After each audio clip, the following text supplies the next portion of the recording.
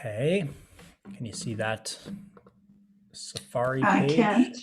No. I think this is the other thing.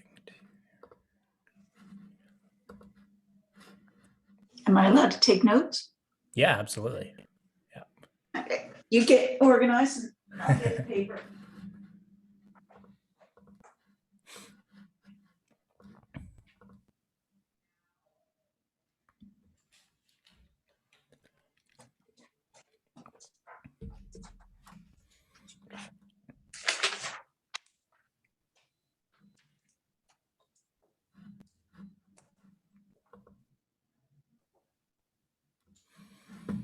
Is that's showing the nutrition screen now? Perfect. Okay. All right. So today, first main topic is on nutrition.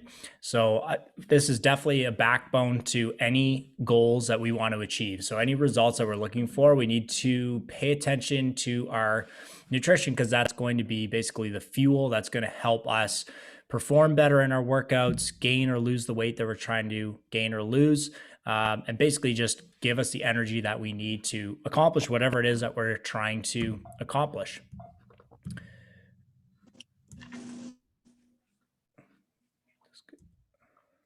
There we go. Okay, so what I try to do with nutrition, because there are so many different sources out there, and a lot of it is confusing and counters one another. I mean, the biggest example of this is when you check out in a grocery store and the magazine covers, you put two covers next to each other. One cover is telling you to do one thing, and the other one is totally countering that and saying to do the total opposite thing. So what I try to do with nutrition with all my clients is just keep it as simple as possible and break it down to some easy rules to follow that work with your lifestyle. So the goal is not to create like a cookie cutter meal plan, because what I like to eat is probably not what you like to eat. So rather what I'd like to do is create like an ad lib version of nutrition. So you fill in the blank for the thing that matches with the source that you're trying to get. Mad libs. So throughout your full day, you should be getting about 3 good protein sources, 4 fist-sized servings of vegetables, 2 fruit servings, and 1 to 2 fist-sized servings of carbohydrates. This is a really good system to introduce you just to paying attention to how much food you're eating and portioning out specific for your body size.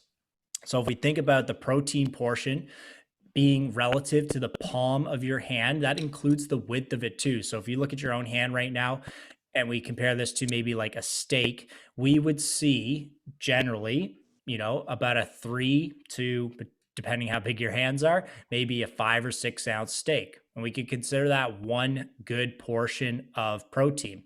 So if we're doing that, whether it's, eggs in that same volume or chicken or steak, we should be getting about 3 of those good sources every day.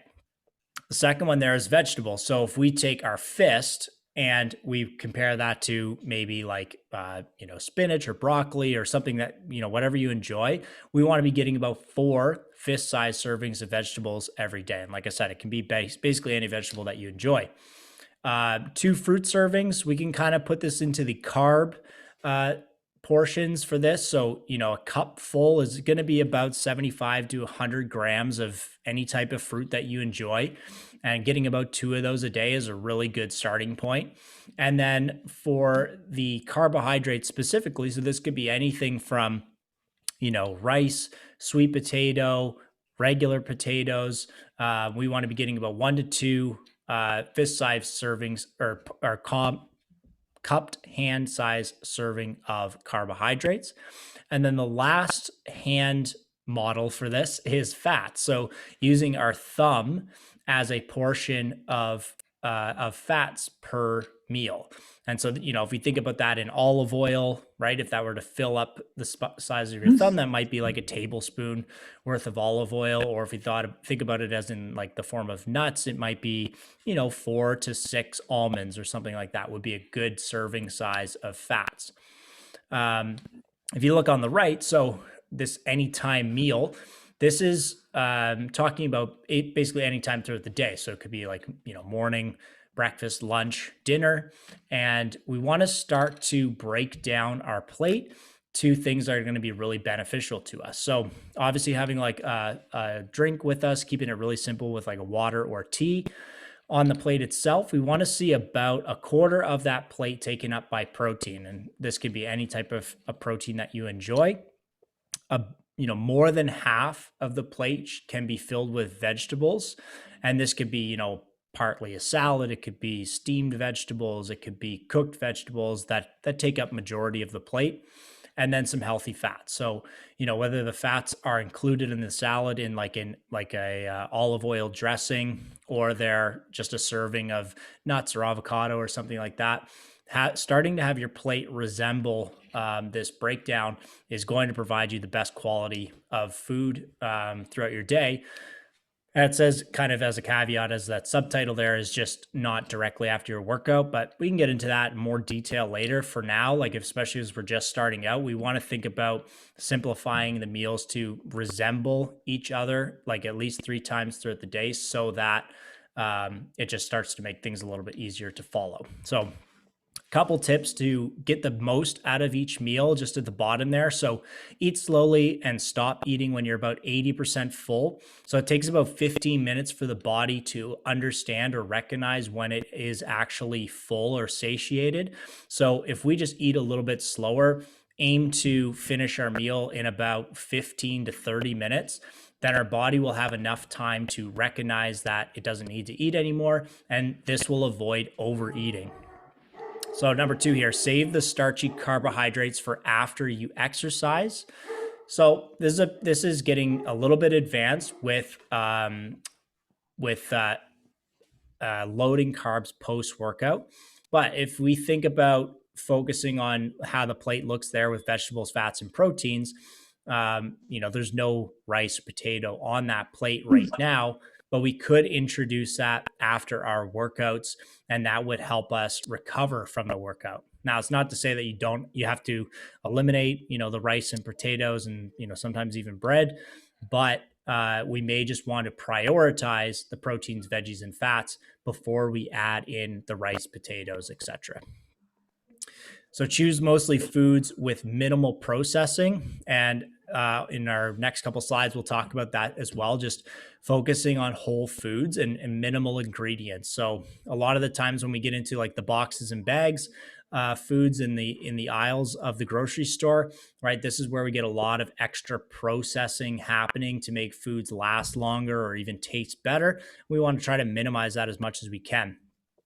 So next one here, choose local or organic foods when possible. So, the closer a food is to arrive to your plate, the less manipulation has to happen to that food in order for it to make its journey to your plate. So if we're getting foods from, Mexico or South America, right? That food has to travel a very specific way in order to make it to your plate. But if you can choose more local ingredients, it means there's less processing happening to that food in order for it to stay fresh by the time it gets to you. And organic foods, obviously, as often as we can, we want to choose organic foods. And that's going to help us avoid a lot of things like, pesticides and GMOs and things that really aren't going to help us as humans. It helps the food grow, but it doesn't necessarily help us improve our health. And then use smaller or larger plates based on your own body size. So there's kind of a cool study that this group did a long time ago, but they gave different groups different size plates of food and sort of buffet style. And what they found was that no matter what the size was, the individual would try to fill the plate. So if someone was given a very small sort of teacup size plate, they would fill that up. And if someone was given more like a platter size plate, they would fill that up.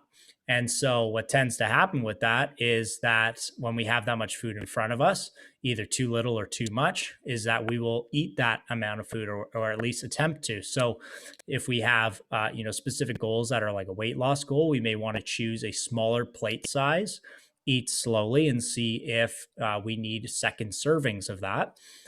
And if our goal is maybe like a weight gain, we may want to actually use a larger plate size and try to fill up a little bit more, since that's typically what we need to do, is eat a bit more with those meals. So just kind of an interesting little study that was done to really see how our conscious kind of works around food specifically. So now to kind of simplify what each of those within those macronutrients being protein, carbohydrates, and fats. Now I want to get some simple rules around knowing what's going to be the best choices for us. So this is an easy kind of guidelines that you can think of when you go into the grocery store and you're exposed to all the different stuff in there and all the different marketing and bright colors that pull you in. We can keep it really simple. So number one, eat it if it's an animal protein, obviously, unless you're a vegetarian or a vegan. So this can be any example like steak, chicken, eggs, salmon, haddock. These are all great protein options and that are going to help you hit your protein goals for the day. Number two, eat it if it's a leafy green vegetable. So the darker the leaf, the better in terms of micro and micronutrients and minerals. So good examples of this are going to be like spinach, kale, chard, bok choy, and even lettuce has pretty high quality or high levels of minerals and micronutrients. Now, these ones, we do want to kind of lean into the organic options for these, because it's such a large surface that if they're sprayed with things like pesticides, then they tend to hold on to a lot of that. So we want to try to keep these leafy green vegetables organic as much as we can. Number three, eat it if it's a single ingredient food. So typically when you go through the grocery store, like this chart you see on the right side, single ingredient foods tend to live on the outside of our grocery store. So usually when you first walk in, we go through fruits and veggies section. Then we'll go around the outside to sort of like our meat and poultry section. And those are all single ingredient foods. So, some of the examples I'm giving here are like carrots, sweet potato, corn, rice, Brussels sprouts. But another good way to differentiate the two of these is all those foods that I just gave examples of don't come with a nutrition label, right? Because an apple's an apple. It doesn't have multiple ingredients. We don't even need to get the breakdown of, what's all in that food, because it's just that food itself. So single ingredient foods, that also avoids the processed foods as well. So we're aiming for whole or complete foods. We want the protein sources to come from animal sources as often as possible, because they are more balanced proteins that are easily digested. And single ingredient foods are simply that. As I said before, foods that contain only one ingredient, these are very easy to find in the produce section of the grocery store. All those examples I've already given.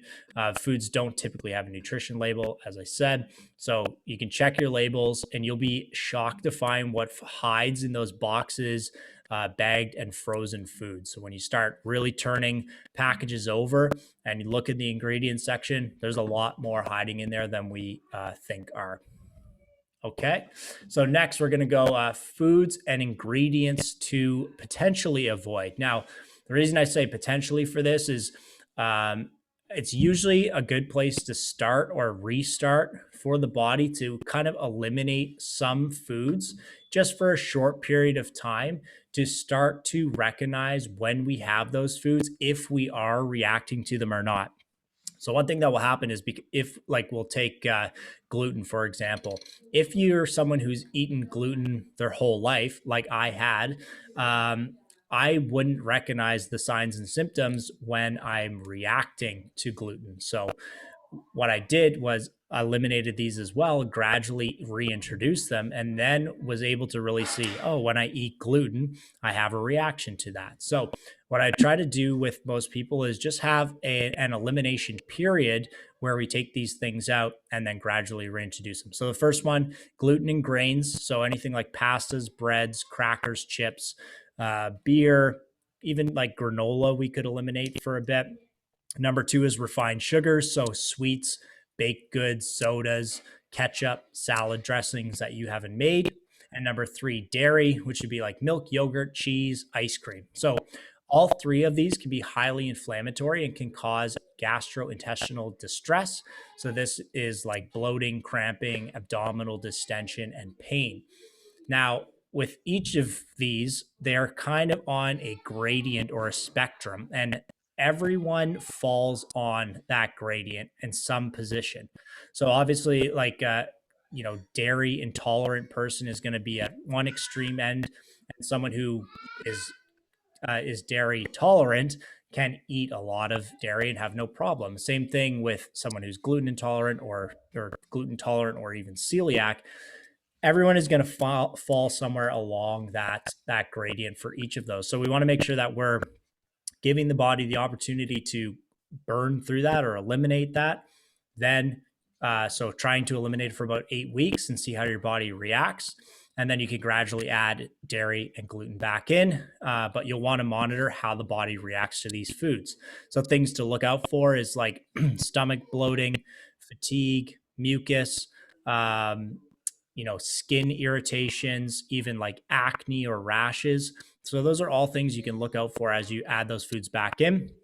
And then number four, trying to avoid or reduce multiple ingredient foods or sauces. So foods that contain multiple ingredients tend to be made with preservatives, low quality oils, sugars are snuck in there, all of which will slow down progress to your goal. So, you see this blue text example of some product, just full of a lot of different stuff.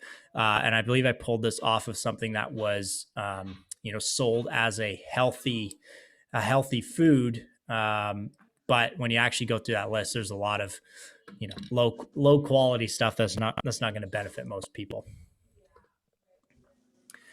Next, we'll kind of just touch a little bit on this, and just to give everyone a bit of an idea with eating more for your body type. So the idea of gluten and dairy intolerance being on a spectrum, well, these body types are on a bit of a spectrum too, right?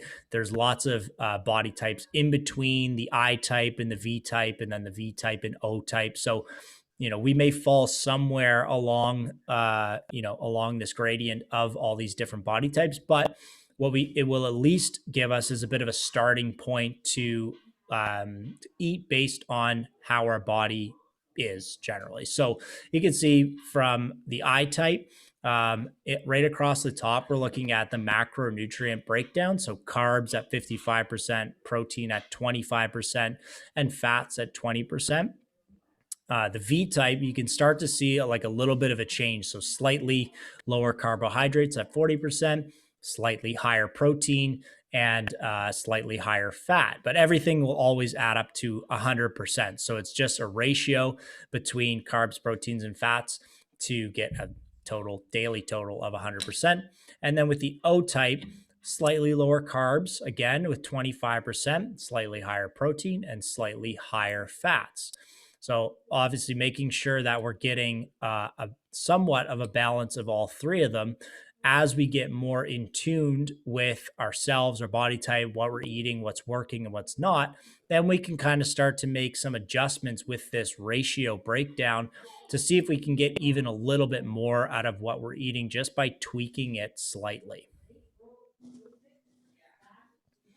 So next thing we'll cover here is tracking food. So I like to use nutrition tracking as more of a tool than something like that is obligatory, right? Something that you absolutely have to do. I like it more as an opportunity to learn about what we're putting into our body. So the goal with tracking food, and these images here are pulled from MyFitnessPal, which is probably one of the most popular, if not the most popular food tracking app out there. It's very, very, once you get the hang of it, it's pretty easy to use. It pulls from a lot of data that other people have submitted, and it helps give you those automated breakdowns of the macronutrients so that you're not having to do math or a bunch of extra research. So, if we put in something like the first example there is strawberries, it will automatically tell you based on the amount of food, how many calories that is, what the macronutrient split is on it between carbs, proteins, and fats. And then it will add all that up for you. So by the end of the day, you're close to your goal, or you know where you stand with it. So the goal of tracking is to educate about the value of food and how it contributes to nourishment. Number two is to see if you are getting enough quantities to sustain your body's needs. Number three is to dial in on the quality of food. And number four is to show the impact of lower quality foods. So obviously, the education side of it is fairly straightforward. Once you start to see what these foods provide for you and how they work together and they add up to give you a total of calories each day, it starts to make sense about how are you going to get to your daily total. Number two is to see if you're getting enough food. So one thing that I see a lot of with people, especially when they're just starting to pay more attention to their food, is that they're typically under eating for how active they are. So with the with MyFitnessPal, it can actually pull some of your activity levels from different devices like Garmin and Fitbit and just the like Apple Health app, and it will add in an additional amount of exercise calories that you've used for the day, just so you can start to understand like how much energy are you actually putting out. Calories are a metric of energy, and so when you move and when you digest and breathe and eat, right, that all takes calories in energy to get you through your day. And so what I've seen a lot when we first start paying attention is that people are eating significantly less than they are putting out, which is not a great thing, right? We want to stay in balance as much as we can and then tip the scales either into like a surplus or a deficit if we want to gain or lose weight. But the main thing is starting to find better balance with how much energy in versus energy out. Dialing in the quality of food next. So obviously, when you start to take stock of what you're eating on a daily basis, and you can see, you can scroll through your day and start to see exactly what you ate on the day. You're going to start to recognize some opportunities for foods that could be substituted out, right? So if we see we don't need examples necessarily, but you'll know when you go through your food if you see foods that are we could maybe replace that with something different that would be more beneficial. It really shines a light on it so that you can make informed decisions for yourself. And then number four is to show the impact of lower quality foods. So when we do have those low quality foods in your diary, what does that do for you, right? Does it jack up the total calories in? Does it provide a unbalanced input of macronutrients? And then outside of the tracking, you can start to recognize, that day, Saturday, I ate really poorly. Sunday, I felt really bad, right? I had no energy. I really didn't want to get up, low motivation. So we can start to see what happens outside of the food that we eat and how it affects, our evenings, our sleep, and usually our next day, and then potentially our workouts as well. And so with tracking, the goal is not to become obsessed with numbers. So depending on usually personality types or previous relationships with food, sometimes tracking can become a bit of an obsession, and we'll see people want to really hit those numbers dead on.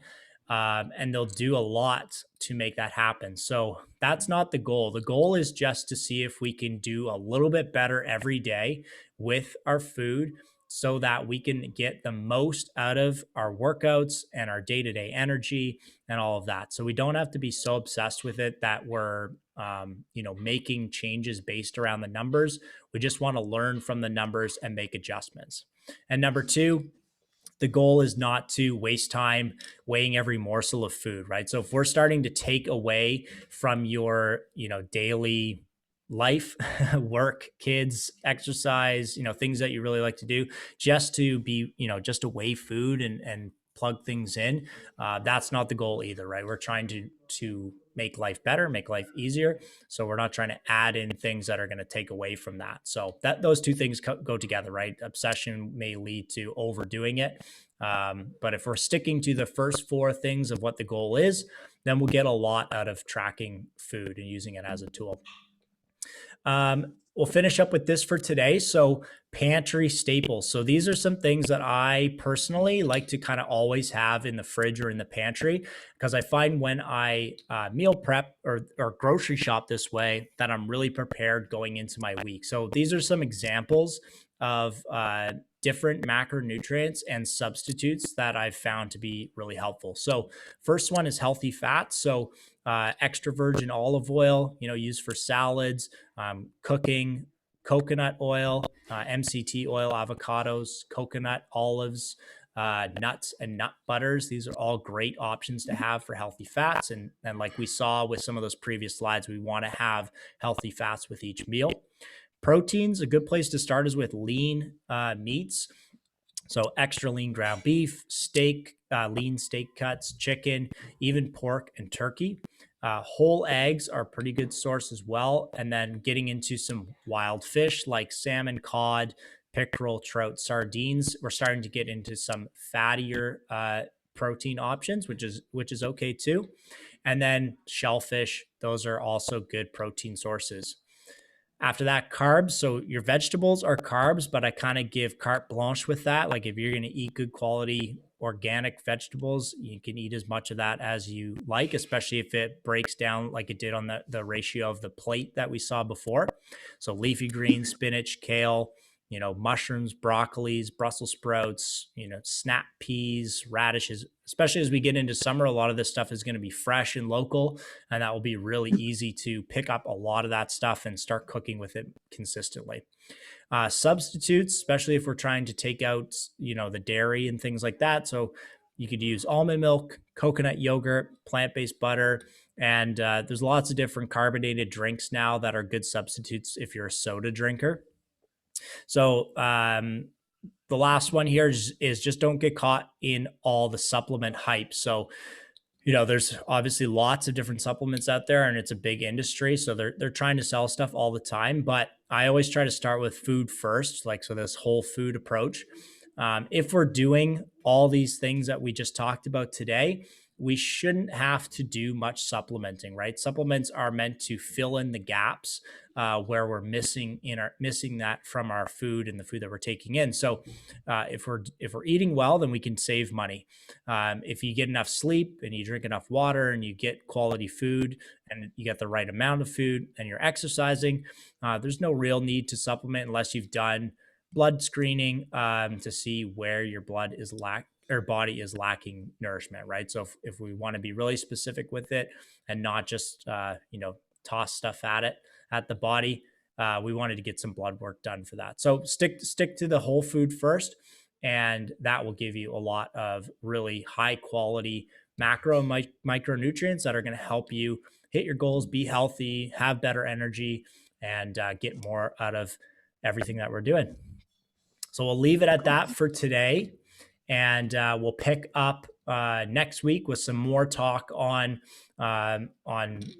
nutrition again. I'll take some questions from you guys just through the app, or you can message me directly, and that way I can bring them into next week's conversation, and we can chat a little bit more based on some questions that you guys have directly, and we'll talk about some supplements and stuff like that too.